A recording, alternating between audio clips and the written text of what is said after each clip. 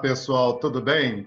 Hoje nós estamos aqui para falar sobre classicismo. Nós temos aí situações aí surpreendentes, grandiosas, tá? Muitas transformações, tá? É como, pessoal, se vocês estivessem hoje, né, nos nossos dias, nós estivéssemos aí descobrindo aí realmente a internet, toda essa coisa aí da globalização, né? Então conhecendo outros continentes, então tudo através aí desse mundo tecnológico nosso, então está tudo muito perto, tudo muito próximo. Nessa época, né, o que acontecia, né, na Europa, a Europa toda fechadinha ali nela mesma e tal, e de repente vem as grandes navegações, vem transformações aí grandiosas, né? A gente fala de repente, a gente sabe que houve, né, uma série de situações aí, uma série de acontecimentos, tá, pessoal, para desembocar nessa questão toda. Nós sabemos muito bem que havia na era medieval aí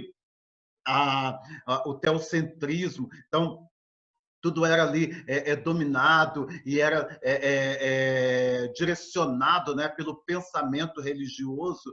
Agora, né, nós entramos então numa questão aí antropocêntrica. Então agora o homem passa a ser o centro de todas as cogitações humanas.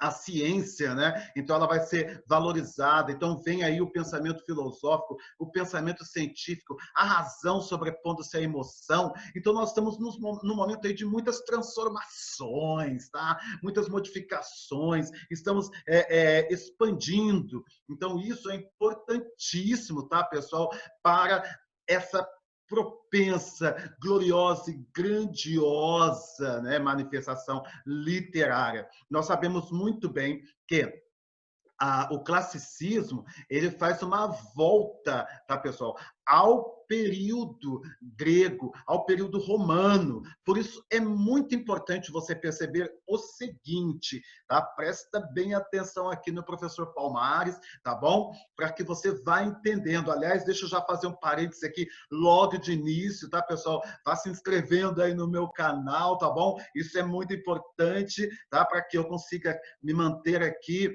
passando aulas para vocês, trabalhando com vocês. Também coloquem lá um likezinho, isso aí ajuda muito, tá bom, pessoal? E vamos em frente, então, nas nossas transformações aí literárias. Então, olha lá. Aí, pessoal, nós temos aqui, por exemplo, essa pintura aqui de Botticelli, tá, o nascimento de Vênus, né? Até coloquei aqui também junto de mim, aqui, que está aqui nesse brilho todo aqui intenso. Olha só que interessante. Nós temos essa pintura que é grandiosa, pessoal. Olha aqui que interessante, nós temos um equilíbrio perfeito, inclusive aquela ideia, né, do triângulo aí das construções, né, gregas. Então que você tem aqui naquele frontão, tá?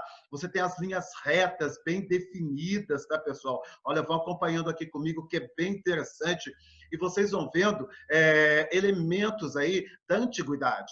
Tá? Você tem os Zéfiros assoprando, né, o vento, tem Vênus, tem a primavera. Então nós temos aí, pessoal, o nascimento aí, né, de Vênus, que ela vai sendo assoprada aí, né, por Zéfiros até a beira ali da praia, sendo recebida pela primavera. Então isso é importantíssimo você perceber que o resgate, tá, desses valores da antiguidade greco-latina. Por quê, né? Porque na Idade Média estava tudo muito proibido, tudo muito compilado lá nos mosteiros, só quem tinha acesso ao alto clero. Então o que acontece? Nesta época, neste momento, né, com as ideias das grandes navegações, o avanço tecnológico, né, a ciência, a razão sobre pontos, a emoção. Então, o que acontece? Os artistas, então, eles vão buscar influências na Grécia, em Roma. Então, a literatura, ela ganha, então, agora, uma qualidade aí muito importante, pessoal, que é essa qualidade técnica, tá, da Grécia Antiga, da Roma Antiga. Então, aí nós temos algumas características importantes, né? Ao lado desse já tem uma pintura também muito importante que está na Capela Sistina aí do Michelangelo, né? Ao detalhe aí, né, da criação do homem que está lá na Capela Sistina. Então, veja bem, nós temos quais características? Então, a valorização aí desses elementos gregos e romanos, uma volta à antiguidade greco-latina, tá? Uma influência aí do pensamento humanista. Então, nós temos aí agora o antropocentrismo, o homem no centro de todas as coisas, tá? O homem agora, então, ele é a medida de todas as coisas. O homem não está mais dependente daquela questão teocêntrica de que Deus é o centro de tudo. Então, o homem pode avançar, ele pode explorar, né, a mares nunca antes navegados, como vai dizer Camões aí em Os Lusíadas. Isso tá bem, pessoal? Vamos entendendo comigo esse momento que é glorioso. Então, vamos lá. Então, gente, ocorre uma crítica, né? É claro, essa visão mais religiosa do período medieval, né? Que permeou aí durante muito tempo nas artes, na literatura. E agora, né? O pensamento é racional, é a razão sobrepondo-se à emoção, oposição a tudo que é aquela questão mais abstrata, mais subjetiva. Agora é o objetivismo que é importante, tá? Então essa busca do equilíbrio, do rigor, da pureza formal, isso né, na técnica de escrever. Eu vou trabalhar sonetos, epopeia, trabalho versos agora decassílabos, né? Não mais os versos redondilhos. Então, agora nós temos toda uma influência aí, pessoal, mais clássica, tá? Nós estamos numa postura mais elevada, mais sublimada, está bem? Vamos lá entendendo isso. Então nós temos temas aí, né, mais universalizantes, tá? Que é bem interessante também perceber na literatura clássica. Então, olha lá, pessoal, olha aqui comigo, nós temos então um grande nome na literatura, uma grande influência aí, que foi Luís Vaz de Camões, olha só, né? Então, Camões, o grande poeta, o grande artista deste momento, tá? Inclusive, o classicismo é marcado aí como término, como finalização, né? Quando Camões morre, tá? Em 1580 morre Camões, então é considerado aí em Portugal, né, o encerramento do classicismo, tá? E vai surgir então o barroco logo em seguida. Então veja bem, pessoal, aqui nós temos então em 1572 Camões publica, né, sua grande obra, né, sua obra-prima, Os Lusíadas, tá? Que é uma epopeia. Então vamos entendendo um pouco o que é uma epopeia, o que é um poema épico. Normalmente o aluno fala assim, professor, é um poema assim de época. Tá, tem tudo a ver com a época também, né? Então, mas vamos entender aqui a epopeia, né? O que é isso? A epopeia é uma narrativa em terceira pessoa, pessoal. Nós temos a presença de um herói, nós temos fatos aí gloriosos, grandiosos, né? Então eu preciso ter um grande fato histórico, eu preciso ter um grande povo, eu preciso ter um grande poeta, né, para que eu então tenha uma grande epopeia. Nós tivemos aí, né, grandes epopeias na antiguidade que foram a Ilíada, a Odisseia, tá, de Homero e a Eneida de Virgílio. Mas agora nós temos, pessoal, os Lusíadas de Camões em português. Olha que fofo. Então nós temos aí essa coisa grandiosa, tá, pessoal, que é bem legal. Vamos entendendo aqui comigo. Então, os Lusíadas de Camões, né, esse grande épico português, tá, que nos deixou um legado grandioso, que é o momento da solidificação da língua portuguesa. Tá? Então, Camões ele consegue definir esse português de Portugal, né? Então, trabalhando aí a sua obra fantástica. Então, publicado aí, né, pela primeira vez aí em 1572. Então, é um poema longo, é um poema de fôlego, tá? E ele faz um grande elogio ao povo português, ele vai exaltar o povo português, né? Camões era patriota, tá? Camões amava a sua nação, sua pátria, então seu povo antes de tudo, ele então exaltava o povo português. O objetivo dele é cantar a pátria, né? Louvar, engrandecer, né? Olha que interessante. O tema, pessoal, é a viagem de Vasco da Gama às Índias. Então, opa, né, nós vamos chegar às Índias, lá no Oriente, aquela coisa toda, né? Até por isso eles acabam dando nome aqui para os nativos de índios, que eles acharam que tivessem chegado às Índias, né? Quando os portugueses aportaram aqui no Brasil. Então, olha lá, pessoal, aí nós temos essa viagem de Vasco da Gama às Índias. Olha que interessante. Camões, né, como mandado, né, como soldado, a Goa, né, ele tinha aprontado, né, Camões, um grande poeta, ele frequentou a corte e ali ele tirava, né, suspiros das mulheres da corte, né, porque naquela época, né, a mulher se interessava pelo cara que tinha mesmo intelecto, né, o pensamento, o cara que conhecia das coisas. E Camões era um grande poeta, inteligente, então a mulherada, né, se encantava com Camões. E ele tira suspiros ali das mulheres à corte, né, pessoal? E aí o que acontece? Ele acaba arrumando confusão com o tal de Gonçalo Mendes Ramírez, tá? Então, ferindo esse cara aí na ocasião lá da procissão de Corpus Christi. Camões, então, ele é preso e é enviado como soldado a Goa.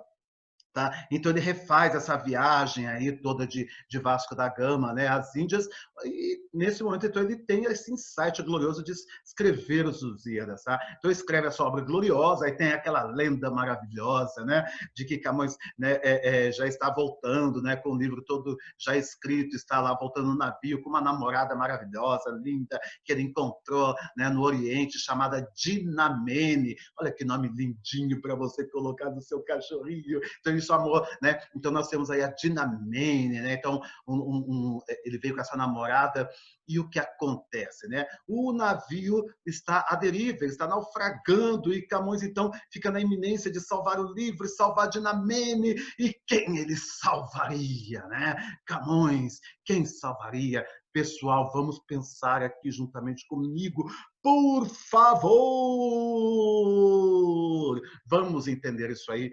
Gente, na época não tinha computador, não tinha como salvar o livro, não tinha pendrive, não tinha nada dessas coisas. O que acontece? O que está escrito, perdeu, perdeu. Então, o que Camões faz? É claro que ele salva o livro e deixa a pobrezinha da Dinamene, né, morrer. Ela é levada pelas águas, ela vai sendo levada e Camões vai vendo aquilo, e ele com o livro, salvando o livro. Graças a Deus que Camões teve essa iniciativa, louvado seja os céus, porque, né, Camões se eternizou. E até Dinamene, que morreu afogada, que Deus a tenha, né, ela também se tornou eterna. Nós sabemos quem foi Dinamene, senão hoje ninguém saberia de Dinamene, ninguém saberia de Camões, ninguém saberia muito menos de Lusíadas. Graças a Deus que ele nos deixou essa obra gloriosa, né? Essa lenda é fantástica, para que nós aprendamos a valorizar, né, as artes, a obra. Isso é maravilhoso. E é claro que muitas coisas aparecem, né, nos poemas de Camões sobre a amada morta, a amada levada pelas águas, que também é aquela ideia, né, da Ofélia, né, lá do Hamlet, do Shakespeare, tá? Isso aí é bem interessante. Mas vamos para frente, pessoal. Aí nós temos aqui, né, o Camões, ele amava tanto o seu povo que ele usa nessa, né, viagem, toda essa expansão marítima, toda essa questão, né, que aparece na obra, mas para ele exaltar mesmo o povo português. Porque o que importa, né, são os lusitanos, né, o povo lusitano, os Lusíadas, o povo de Luso, os portugueses, tá? Isso aí é bem legal na obra camoniana.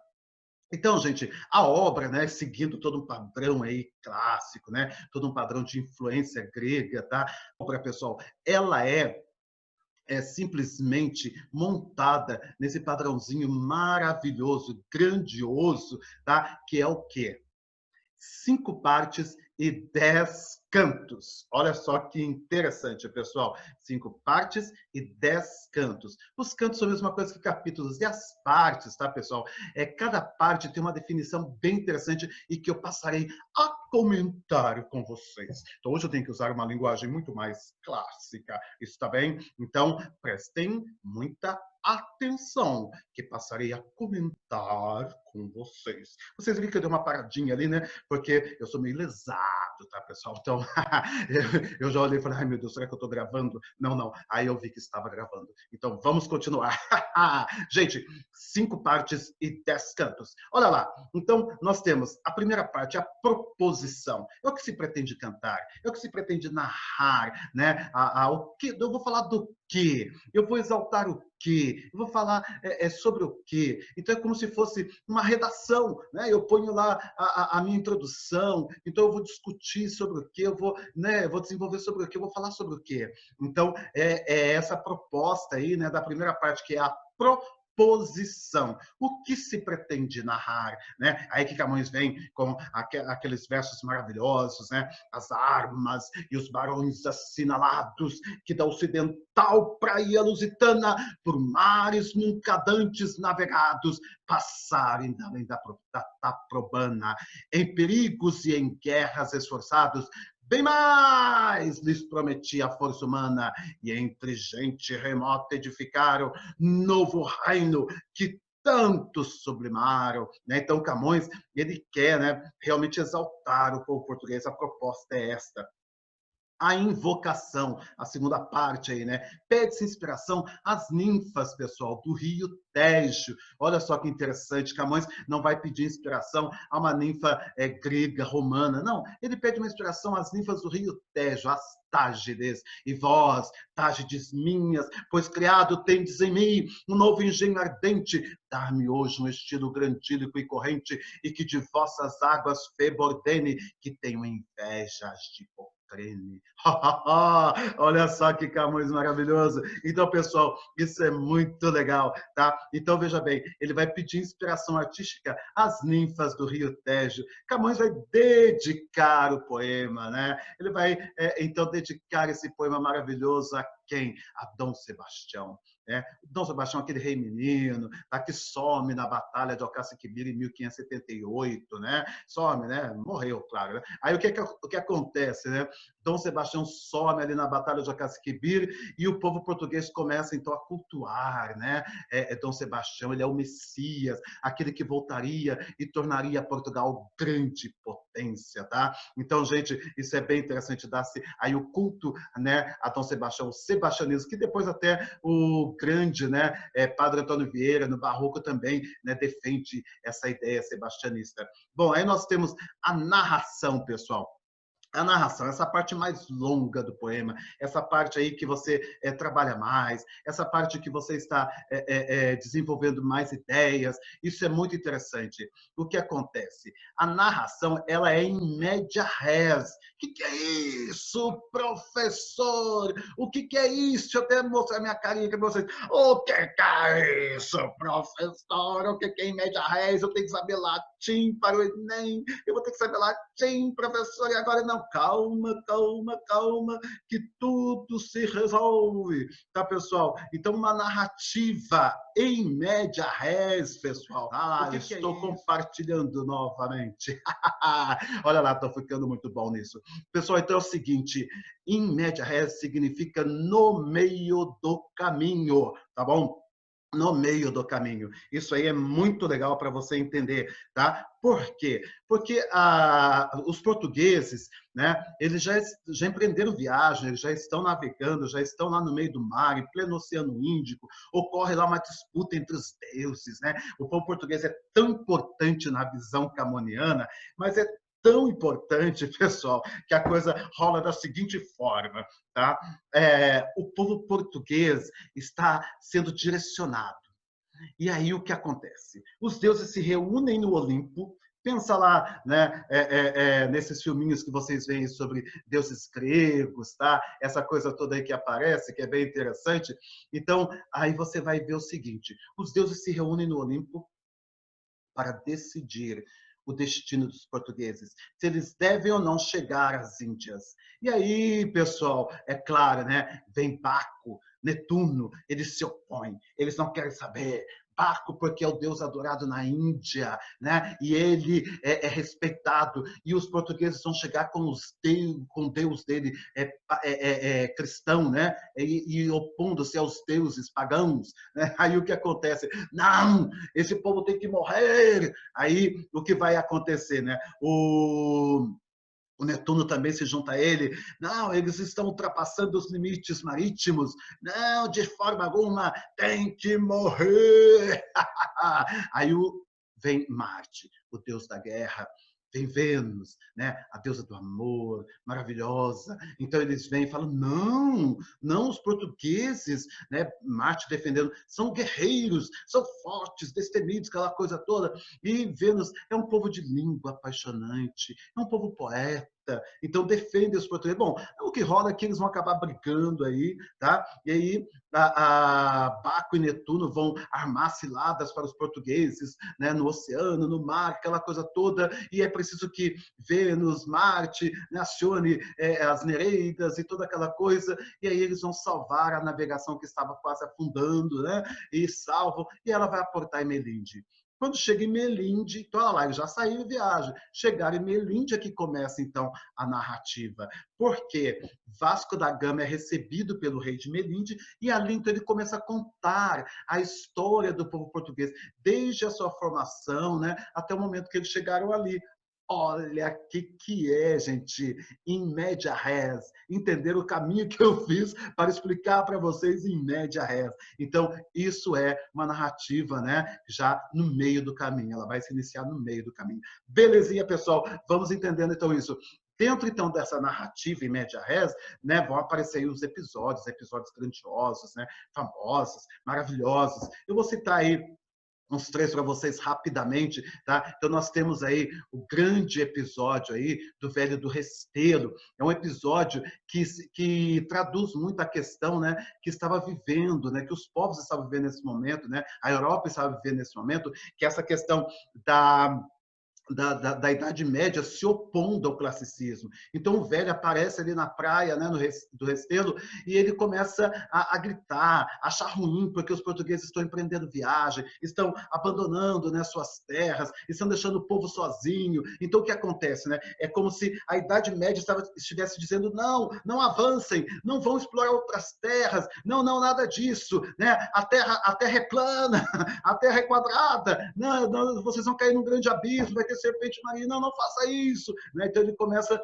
a se opor, tá, pessoal? Aí o que acontece? Os portugueses, né, acabam empreendendo viagem. Então seria como se fosse a Idade Média se opondo ao classicismo, o conservadorismo se opondo aí ao progresso tecnológico da época, tá? Ao mesmo tempo, esse velho, ele representa muito também a questão da razão, né?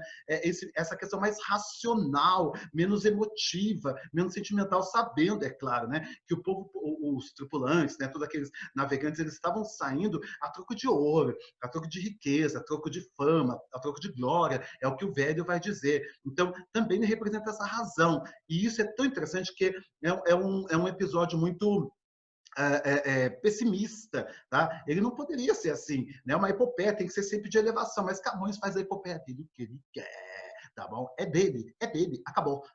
Então vamos lá para frente. Aí o que rola, pessoal?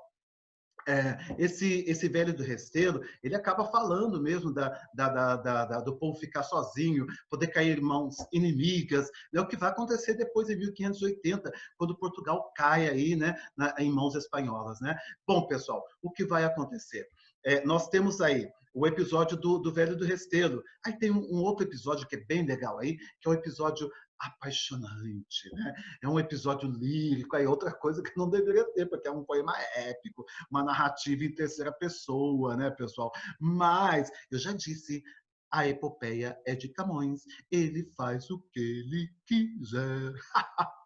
Você não tem nada a ver com isso. Então vamos lá. Aí o que acontece? Camões coloca lirismo no seu poema épico. Então ele coloca o eu, ele coloca o sentimento, ele coloca a emoção, né? Em qual momento, tá? Que ele vai colocar lirismo. Mas cuidado aí, é porque Camões coloca lirismo, né, nesse ponto da epopeia dele, que você vai dizer que tem sonetos em Os Lusíadas. Não aparecem sonetos, tá? Soneto é aquela forma fixa, né, com dois quartetos, né? Dois quartetos e dois tercetos. Essa forma fixa você não encontra em Os Lusíadas. Já caiu isso em questõezinha de prova, tá, pessoal? O que você encontra em Os Lusíadas? São versos decassílabos. Nós já vamos conversar sobre esses versos decassílabos. Oitava rima. São 8 versos cada estrofe, tá bom? E não sonetinho. Mas a gente já vai falar sobre isso com mais calma. Bom, aí, pessoal, o que acontece, tá? Aí, nesse momento, que é o episódio, o famoso episódio chamado, né, o episódio de Inês de Castro. Cuidado também, eu já vi gente confundindo Inês de Castro, do Camões, com a Inês Pereira, do Gil Vicente. São, Ineses completamente diferente. Gente, não confunda, por favor, tá bom? Então, a Inês de Castro, aí, de Camões, tá? É ela vai despertar, né, em Dom Pedro, né, uma paixão grandiosa, um amor grandioso. Dom Pedro, né, que tinha se casado aí com Dona Constança, e ele acaba se apaixonando, Dona Constança, não é uma princesa, ele acaba se apaixonando aí por Dona Inês, tá? E aí o que vai acontecer, tá, pessoal? Né, no trâmite de toda coisa, né, a esposa de Dom Pedro acaba morrendo, mas Dom Pedro não pode ficar com Dona Inês, porque não é interessante para o reino, né, para formar alianças com outros reinos, aquela coisa toda. E Dona Inês acaba sendo morta, tá? E Dom Pedro, então, né, quando descobre a coisa, toda, né, a trama da situação, ele fica furioso com tudo isso, é claro, né? Of course, matou a mulher que o cara ama, né? Eu também ficaria muito furioso. Então vamos lá. Aí, pessoal, o que vai acontecer? Camões se torna, perdão, Camões, ó, Dom Pedro se torna rei, pessoal. E aí ele precisa, é claro, né, de uma rainha, ele vai precisar de alguém que se assente do lado dele no trono. Mas qual rainha que ele quer? Dona Inês. E ela já tinha sido enterrada. Dona Inês estava morta. Dom Pedro não se importa. Ele manda trazer Dona Inês. Tragam-me Dona Inês. Ponham roupas reais nela. Vamos fazer a cerimônia de coroação. Então eles fazem a cerimônia de coroação, eles coroam Dona Inês de Castro, né? A rainha coroada depois de morta. Me arrepia. Gente, olha que louco! O amor transcende aí a vida, né? Olha só, se você encontrar alguém que te ame dessa forma, case com essa pessoa forever, never, nevermore. Olha só, então, Camões encontrou, né, dentro dessa história um elemento maravilhoso, e ele coloca isso em sua obra, né, com um lirismo fantástico, tá?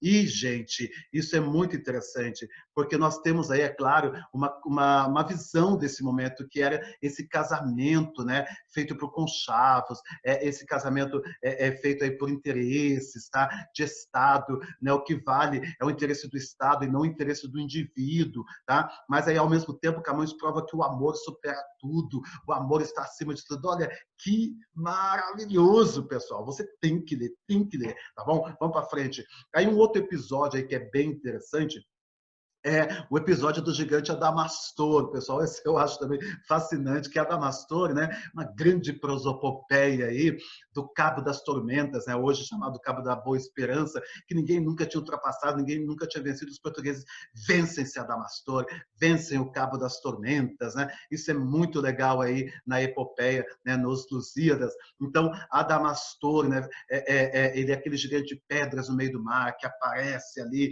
e quer opor-se, né, quer impedir com que os portugueses cheguem às Índias, né, no seu destino, mas não tem jeito, ele não quer que os seus limites sejam ultrapassados, mas os portugueses são poderosos, são gloriosos, são grandiosos, né? Então eles vão vencer aí Adamastor e ultrapassam os limites aí do Cabo das Tormentas, o Tormentório, né? Isso é bem legal. Então, é legal que a obra ela tem muito essa questão, né, do maravilhoso pagão, o maravilhoso cristão, né? Então, o maravilhoso pagão é o que? Essa coisa mais relacionada com os deuses, tá, pessoal? Mas é relacionada aí com essa influência grega, né, e romana. Agora, esse maravilhoso cristão está muito ligado, pessoal, ao cristianismo, né? Essa influência também cristã que aparece na obra, que não deveria ter, porque é classicismo. Mas eu já disse, Camões faz o que quer. A epopeia é dele.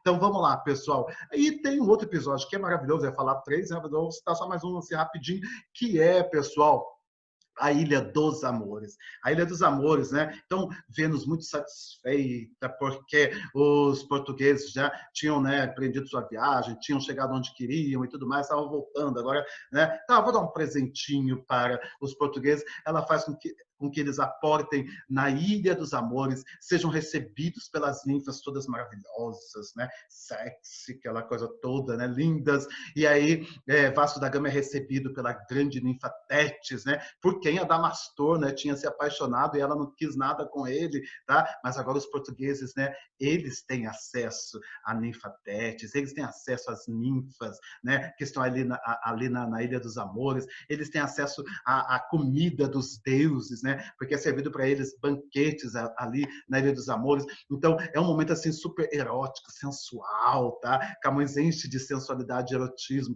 também esse episódio. Então, Camões ele vai criando uma epopeia completamente inovadora para sua época, tá bom, pessoal? Bem legal isso você perceber. Então, essa é a parte da narração, né? Nós temos aí esses episódios grandiosos, né? E essa narrativa em média res. E a última parte, o epílogo, pessoal. O epílogo em Os Lusíadas é uma parte em que Camões vai encontrar Portugal caído, Portugal não mais valorizando as artes, Portugal completamente para baixo. Então, esse episódio ele tem o mesmo tom lá do Velho do Restelo, né? Um tom de pessimismo, um tom assim de tristeza, né? Então ele vai dizer assim: não mais, musa, não mais que a lira tenho destemperada e a voz enrouquecida, e não do canto, mas de vir cantar a gente surda e endurecida. Então Camões agora ele está completamente decepcionado, né, com tudo, com Portugal aí não valorizando aí as artes, tá, pessoal? Então é importante perceber porque o epílogo também tinha que ser, né, de elevação, de sublimação, né, de glória, como foi a proposição, mas a epopeia é de Camões, ele faz o que quiser. Então ele põe aí essa parte mais depressiva, mais, né, triste aí no epílogo da sua epopeia. Ok, pessoal? Então é importante então a gente perceber que Os Lusíadas de Camões é a grande obra-prima do classicismo. Olha lá, gente, falando um pouquinho aí só da técnica, tá? Eu disse a vocês, né, que é um poema longo, é um poema de fôlego, né? O livro todo é um poema só, gente. Olha que lindo, né? Então, o que Camões faz, né? Cada estrofe tem 8 versos, então é chamado de oitava rima. Então, são 1.102 estrofes. Se são 1.102 estrofes com 8 versos cada uma, eu tenho 8.816 versos, pessoal, né? E todos os versos decassílabos, tá? Decassílabos heróicos, tá? Com cesura na sexta e na 10ª sílaba, cesura tônica maior.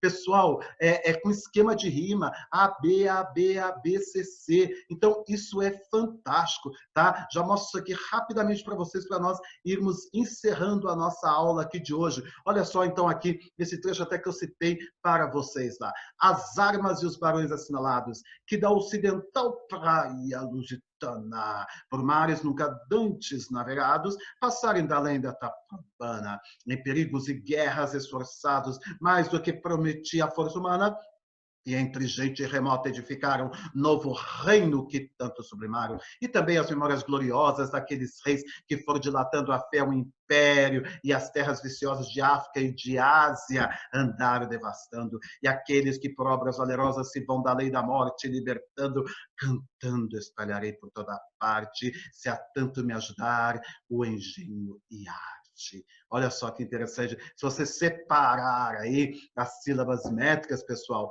você vai ver que tem 10 sílabas métricas. As armas e os barões assinalar. Né? Eu conto até a última sílaba tônica, já expliquei isso para vocês em aulas anteriores, tá? Conto até a última sílaba tônica, se eu tenho vogal, né, que eu pronuncio juntamente, ela fica na mesma sílaba, tá ok? E eu tenho aí o esquema de rima, se você pegar essa oitava, só para vocês entenderem, eu coloco o azinho aqui em assinalados, esse A vai repetir em navegados, que repete em esforçados, aí eu não tenho mais essa rima em A aqui nessa oitava. Eu vou aqui para o segundo verso. Eu ponho bem lusitana. Olha aqui. Bem taprobana. B em humana. Aí eu não tenho mais. Então eu ponho C em edificar e C em sublimar. Por isso que eu disse que fica A, B, A, B, A, B, C, C. Belezinha? Dá para entender isso com facilidade, é tranquilo, pessoal. Vocês vão com certeza muito bem nas provas de vocês. Vocês vão tirar nota 10. Eu torço muito por vocês, tá, pessoal? E com este trecho maravilhoso de Os Lusíadas, pessoal. Nós ficaremos por aqui na nossa aulinha de hoje, pessoal, tá? É importante que vocês, então, percebam que a literatura clássica é o grande momento, um momento de transformação, é um momento aí de sublimação, é um momento aí, pessoal, de elevação, tá? da arte. Então, a arte, ela ganha uma nova cara, ela ganha uma nova característica, ela expande, ela renasce. Por isso que nas artes plásticas é chamado de renascimento. Gente, um grande abraço. Tá?